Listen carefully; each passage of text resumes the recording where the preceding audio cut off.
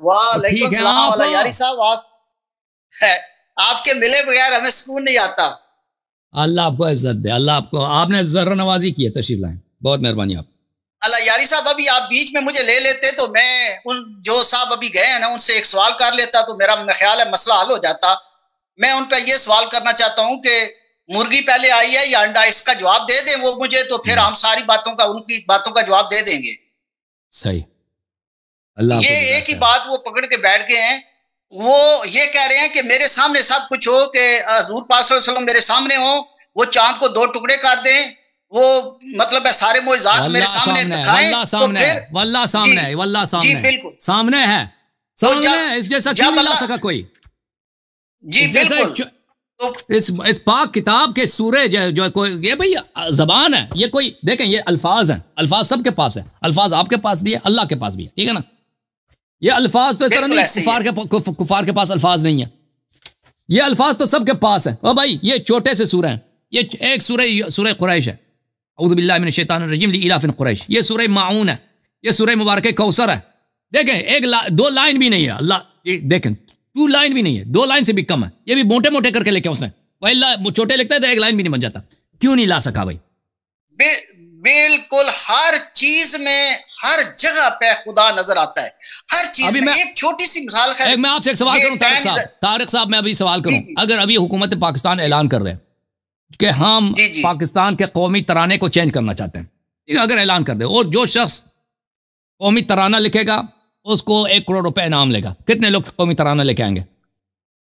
लाखों लेके आएंगे, करोड़ों के हिसाब से ले आएंगे। और हर एक बेहतरीन शेर होगा कि नहीं होगा? बिल्कुल होगा, बिल्कुल होगा, कोई इसमें दो राय नहीं। मौजूदा कौमी तराने से बेहतर भी लिखने वाले लेके आएंगे, उससे बेहतर भी लेके आएंगे, मुश्किल ही नहीं है, लेके आए। कलाम लिखने वाले बहुत हैं, कलाम और लिखने वाले, उनके लिए अगर वो मेहनत लगा देना, उनकी सलाहियत होती है, जिनकी शायरी वगैरह, वो बहुत अच्छा कलाम लिख सकते हैं। तो अब मुझे समझाएं, अगर ये अल्लाह का काम नहीं है, नबी सल्लल्लाहु अलैहि वसल्लम हमारे मक्का में रहते थे, कभी किसी उस्ताद के पास तो नहीं गए ना? कभी किसी उस्ताद के पास गए थे वो? बिल्कुल ऐसे नहीं, किसी टीचर, कोई स्कूल, कोई यूनिवर्सिटी, कुछ भी नहीं है। अगर ये उनका अपना नस्तजीर बिला मनगढ़ंत बातें हैं, तो इस जैसा एक सत्र कोई क्यों नहीं ला सकता? क्यों नहीं ला? ये शक्ल कमर है कि नहीं है भाई? जी बिल्कुल सही, ये शक्ल कमर से भी बड़ा है। नहीं, ये कोई दलील ये मानने के लिए तैयार ही नहीं है किसी तरफ से, तो फिर ये सीधा सीधा कहे ना जी भाई, वो सारे पैगंबर मेरे सामने आ जाएं और मेरे सामने सब कुछ करें तो फिर मैं मानूंगा, ये तो कोई बात ना हुई ना। ये कुरान हमारे पास मोइज़ा है, इसमें हुजूर पाक सल्लल्लाहु अलैहि वसल्लम की सफात लिखी हुई हैं, जो पहले पैगंबर गुजरे हैं उनकी सफात लिखी हुई हैं, उनकी बातें लिखी हुई हैं, तो इन पे ही ईमान लगाना है।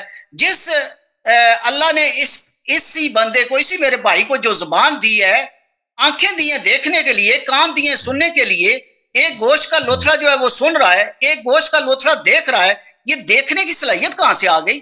ये सूंघने की सलाहियत कहां से आ गई? ये सब कुछ मेरे रब का कमाल है। ये सूरज, चांद, सितारे, ये मेरे रब का कमाल है। जमीन है वो बेजायका है, उसमें करोड़ों जायके भर दिए अल्लाह ताला ने, ये मेरे रब का कमाल है। अल्लाह ताला हर जगह पे नजर आता है, पता नहीं ना क्यों नहीं आता। ये मानते हैं जी अल्लाह को मान रहे हैं, जब अल्लाह को मान रहे हैं तो अल्लाह के कुरान को मानो, जब अल्लाह के कुरान को मानोगे तो फिर अल्लाह के पैगंबरों को भी मानोगे, खुद मानोगे, यही दलील है उनकी। अल्लाह आपको इज्जत दे, अल्लाह आपको सलामती दे। तारिक साहब, क्या हिसाब किताब है आपका आजकल? खबरें क्या हैं मौलवियों ने क्या सवाल भेजे हैं? आज मैं असल में अपने भाई से गुजारिश करना चाहता हूं, मैं चाहता हूं कि हुजूर पाक सल्लल्लाहु अलैहि वसल्लम की उम्मत जो है ना, वो भाई बन के रहे, और जो आप साहबा, जो हमारे साहबा हैं, उनका जो थोड़ा सा एहतराम करना शुरू कर लें, क्योंकि मेरे जो सुन्नी उलमा है वो पैसे दे दें नहीं ऐसा की बात नहीं, लगा देना, बोली लगाते हैं, कोई एक्शन हो जाए इतने पैसे देते हैं। उसकी जो है ना वो हमारे कुतुब में उनके बड़े अच्छा। एक और बात है, आप भी हुजूर पाक सल्लल्लाहु अलैहि वसल्लम के सिपाही हैं ना, ये मानेंगे आप मुजाहिद हैं अल्लाह के? सिपाही होने के लायक नहीं हूं, मैं उनका खाक पा भी नहीं हूं, मैं रसूल सल्लल्लाहु अलैहि वसल्लम का, मैं उनके उम्मती होने के लायक भी नहीं। हम पैगंबर पे हमारा सब कुछ फिदा है, हमारे बच्चे फिदा हूं, हमारे बार फिदा हूं, हमारा माँ बाप फिदा हूं। मैं एक दलील देता हूं यहाँ पर, मैं दलील देता हूं सल्लल्लाहु अलैहि वसल्लम, सब खूबियां, सब दुनिया की जितनी खूबियां हैं रसूल सल्लल्लाहु अलैहि वसल्लम के सदक़े हैं। और जो शख्स उनसे मोहब्बत नहीं करता, अपने से ज्यादा उनसे, अपने बच्चों से ज्यादा उनसे मोहब्बत नहीं करता, अपने माँ बाप से ज्यादा उनसे, वो मुसलमान नहीं है, मोमिन नहीं है। हम कौन है? रसूल सल्लल्लाहु अलैहि वसल्लम कौन है? रसूल सल्लल्लाहु अलैहि वसल्लम के हम खाकिपा के भी लायक नहीं है। अगर काश हमें खाकिपा मिलता, वल्लाह जाने खाकिपा मिलता, हम फख्र से लोगों को बताते कि मेरे रसूल सल्लल्लाहु अलैहि वसल्लम का खाकिपा आंखों पे लगाते सुबह शाम। अल्लाह यारी साहब, आप यकीन माने कि ये खूबियां हैं आपसे, इसलिए मैं प्यार करता हूं कि आप हजूर पाक सल्लल्लाहु अलैहि वसल्लम, कुरान मजीद, इमाम हुसैन अलैहिस्सलाम, मौला अली शेर खुदा से आप बहुत प्यार करते हैं। इसलिए ये प्यार तो मेरा रहेगा, मेरी किसी बात से नाराज ना होना, ये प्यार रहेगा चाहे आप नाराज भी हों। लेकिन अपने भाई को अपनी बात जरूर बताऊंगा कि हमारे कुतुब जो हैं उनमें इनके बहुत एहतराम वाली बातें हैं। इसलिए अगर ये बात सिर्फ जो है, आप इनका जो नाम अगर सही अपनी जगह पे आप लेना शुरू कर लें तो उम्मत मोहम्मद सल्लल्लाहु अलैहि वसल्लम के इख्तलाफात खत्म हो जाएंगे, हम शिया सुन्नी भाई भाई बन जाएंगे। और इनकी एक दलील है, ये मैं पहले अपने प्रोग्राम में दे चुका हूं, लेकिन एंड पे वो आप अपनी बात बता देते हैं। मैं शुरू से लेके कहता हूं कि जो सहाबा हजूर पाक सल्लल्लाहु अलैहि वसल्लम के साथ साथ कंधे के साथ कंधा मिला के अपनी बेटियों के रिश्ते दे रहे हैं, आखिरी वक्त जब हजूर पाक सल्लल्लाहु अलैहि वसल्लम का आया तो उस वक्त वो सहाबा मौजूद थे। तो हजूर पाक सल्लल्लाहु अलैहि वसल्लम ने अपनी जिंदगी में कितनी जंगें की हैं, इनके साथ क्यों नहीं जंग की? कि अगर इनके ईमान फारग हो गए थे तो आप थोड़ा सा सोचें, आप प्लीज इस बात पर सोचें कि वो इनके साथ साथ रहे हैं, हर जगह पर साथ रहे हैं। ये आप मानेंगे, आपके कुतुब में भी साबित होगा। तो जो हजूर पाक सल्लल्लाहु अलैहि वसल्लम के साथ साथ रहे हैं, इसका मतलब ये है कि हजूर पाक सल्लल्लाहु अलैहि वसल्लम का उनके साथ प्यार था, इसलिए रहे हैं, वरना उनके साथ जंग होती। उन्हें वो फिर वास्ते मैं वो लफ्ज नहीं बोलना चाहता। एक आदमी आता है मस्जिद में, ठीक है ना, नमाज पढ़ता है, जी जी, और भाई कलमा पढ़ता है, तकरीरें सुनता है, पर सदकात वगैरह जब आते हैं ज़कात उसमें से भी कुछ आप उसको दे देते हैं। लेकिन आपको पता है कि आदमी सही आदमी नहीं है, बाद में आपके मरने के बाद ये कोई हरकत कर देगा। तो नबी सल्लल्लाहु अलैहि वसल्लम से आदमी से अगर जंग लड़ते तो दुनिया क्या कहती?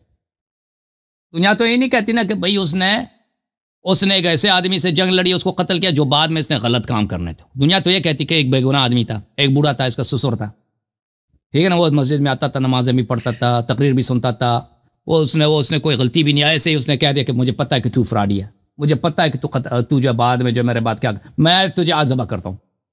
दुनिया क्या कहती? दुनिया यही कहता ना, दुनिया तो यही कहता है। तो देखे ये शरीयत में भी नहीं है कि एक शख्स ने अगर अभी तक जुर्म नहीं किया है, अभी आप उसको ज़बह कर दें। अभी आपके पाकिस्तान में देखें, अभी अगर किसी जज को पता चल जाए आपके पाकिस्तान में ये आदमी कल जाके फिलान जगह पे क्या करेगा, ये आदमी जो है रिश्वत ले लेगा, अभी से उस पर रिश्वत का मुकदमा चला दे, उसको जेल में डाल दे, ये नहीं हो सकता भाई, ये किसी कानून में नहीं है, न दुनियाई कानून में, न शरई कानून में, ठीक है ना। हाँ, नहीं, आपकी बात मान लेते हैं ना। खबरदार किए, देखो पैगंबर ने फरमाया कि जो जंग से भागेगा वो मेरा नहीं, वो जहन्नमी है। झंडा दे दिया इनको, भाई कमांड दे दी कि जाओ यहूदियों से लड़ो, भाग के आ गए ना। आप इस जगह पे रुक के मेरी बात सुनेंगे तो फिर मजा है ना। आप रुक नहीं रहे, रुके ना इसी जगह पे। अगर उन्होंने ये बात जंग में तो कह दी, तो फिर जब आखिरी वक्त आया तो वो हजूर पाक सल्लल्लाहु अलैहि वसल्लम के पास क्या लेने गए थे? जहां पर शेर खुदा मौजूद हैं, इतनी ताकत वाले इंसान मौजूद हैं, तो वो आखिरी वक्त में क्या लेने गए थे उधर? आखिरी वक्त से क्या मुराद है आपका? मेरा ये है कि जब हजूर पाक सल्लल्लाहु अलैहि वसल्लम आखिरी वक्त आया तो हजरत उमर फारूक रज़ी अल्लाह तआला मौजूद थे। हदीस किरतास की बात है, रसूल पाक सल्लल्लाहु अलैहि वसल्लम ने वसीयत लिखाना चाहे ना, इन्होंने साहबा ने मुखालिफत किया, गाली भी दिया पैगंबर को। मैं कह रहा हूं ना कि जब उनका ईमान फारग कर दिया, वो जंग से भाग गए। वो कौन सी फखरी? आखिरी पैगंबर के आखिरी अयाम की अगर बात कर रहे हैं तो वही हदीस किरतास है। नबी सल्लल्लाहु अलैहि वसल्लम ने इनको जलील करके घर से निकाल दिए सहाबा को। कौन से? वो तो सब सहाबा को कहा कि आप निकल जाएं, सबको कहा, वो सबको कहा है, सबको निकाल दिया वहां से। सहाबा ने बिलखुसूस उन सहाबा को जिन्होंने पैगंबर की बेइज्जती किया, गाली दिया, ठीक है ना। आप किसी अपने आलिम को लेकर आए, मुझसे गुफ्तगू करें हदीस किरतास में क्या हुआ, सहाबा ने किया, किया है, बोला है कि रसूल सल्लल्लाहु अलैहि वसल्लम एहजान कह रहे हैं या नहीं बोला? अल्लाह यारी साहब, मेरी गुजारिश, अगर नुक्ते पे जाएंगे तो बात वहीं अच्छी लगेगी ना, कि जब हजूर पाक सल्लल्लाहु अलैहि वसल्लम ने पता चल गया कि जब जंग में वो भाग गए, पीठ दिखा दी, आपके इतने इतने क्लिप सुने हुए हैं, कोई अंदाजा ही नहीं है, उनका ईमान फारग हो गया। जब उनका ईमान फारग हो गया तो फिर आखिरी वक्त हदीस किरतास जो है वहां पर हजरत उमर फारूक रज़ी अल्लाह तआला अन्हु क्यों गए? अगर गए तो उधर मौला अली शेर खुदा इतने ताकतवर इंसान मौजूद थे, उन्हें क्यों आने दिया? भाई जब वसीयत लिखाया जाता है सबके सामने, दोस्त और दुश्मन के सामने, ताकि सब पे हुज्जत हो। वसीयत इसलिए नहीं, छुपके से कोई वसीयत नहीं लिखता, बिलखुसूस ऐसा वसीयत जो बाद में उसमें निज़ा का सबब बन जाता है। वसीयत इसलिए लिखाया जाता है ताकि सब लोग देख लें, ताकि बाद में कोई उसकी मुखालिफत ना कर सके कि भाई ये वसीयत ही जाली है। अगर अमीरुल मोमिनीन सबको निकाल देते, दो तीन आदमी को रख देते, बाकी को नहीं, पर वसीयत की वैल्यू क्या रहती? हुज्जत होता है वमा अला रसूल इल्ला बलागुल मुबीन, रसूलुल्लाह सल्लल्लाहु अलैहि वसल्लम पे बलाग मुबीन वाजिब है। मुलाहिज़ा फरमाइए, किताब है सही बुखारी जिल्द नंबर 4, ये तर्जुमा है अब्दुल सत्तार अल हम्माद साहब की। मुलाहिज़ा फरमाइए, यहां पर हदीस नंबर 4431 है। ठीक है भाई, इसमें ये अल्फाज देख लें भाई, सहाबा ने क्या कहा जब उन्होंने कहा कि रसूल सल्लल्लाहु अलैहि वसल्लम की मरज में शिद्दत पैदा हो गई। उर्दू में पढ़ रहा हूं, मेरा तर्जुमा नहीं आप लोगों का। उस दिन रसूलुल्लाह सल्लल्लाहु अलैहि वसल्लम की मरज में शिद्दत पैदा हो गई। उस वक्त आपने फरमाया मेरे पास आ जाओ, मैं तुम्हें कोई दस्तावेज लिख दूं कि उसके बाद तुम कभी सही रास्ता ना छोड़ोगे। लेकिन वहां इख्तिलाफ पैदा हो गया, हालांकि नबी सल्लल्लाहु अलैहि वसल्लम के सामने इख्तिलाफ नहीं होना चाहिए। कुछ लोगों ने कहा आपका क्या हाल है, क्या आप शिद्दत मरज की वजह से बेमाना कलाम कर रहे हैं? बेमाना कलाम का क्या मतलब है? अरबी में जो लफ्ज है हजरा है। नहीं, ऐसी बात तो खैर नहीं कहनी चाहिए। अगर ये देखें ना जी, बिल्कुल सही। भाई नबी सल्लल्लाहु अलैहि वसल्लम की तौहीन कुफ्र है भाई, नहीं कहना चाहिए। क्या मतलब? कुफ्र है, सही बोलो ना। अभी आपके पाकिस्तान में मुकदमे चलते हैं, कोई भाई किसने क्या क्या हमारे पास हजारों हदीस, वो कहते हैं जी ज़ईफ हदीस आ गई, ज़ईफ हदीस आ गई, बुखारी है भाई, ये बुखारी है, ये ज़ईफ कहां है? ये बुखारी है, सही बुखारी, सही बुखारी है, सही सही सही बुखारी। अच्छा तो यारी मेरे भाई, मैं इस तरफ आ जाता हूं कि मान लेता हूं कि उनके अमाल का हिसाब ना मैंने देना है ना आपने देना है, तो हम क्यों इस चक्कर में पड़े हुए हैं? तो ये नहीं कहना कि नबी सल्लल्लाहु अलैहि वसल्लम के साथ थे, साथ नहीं थे ना। जो नबी सल्लल्लाहु अलैहि वसल्लम को बिस्तर मर्ग पर, बिस्तर मौत पे वसीयत नहीं लिख, वो भी कैसा वसीयत कि मैं ऐसा वसीयत लिखूंगा कि तुम उस वसीयत के बाद कभी सही रास्ते को ना छोड़ोगे, यानी तुम सबकी हिदायत होगी सब। देखो उसको कह देना कि भाई ये तो हजियान कह रहे हैं।